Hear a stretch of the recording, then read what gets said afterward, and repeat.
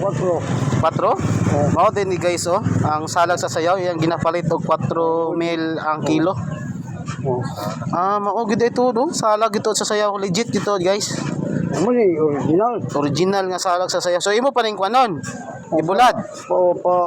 Hulong man naman yung tubig pakuha sa bok. Kung hilubag tubig dun kuag sagbot kani. Umumok na yung hindi mahal kay salag. Mahal kay nga salag tayo.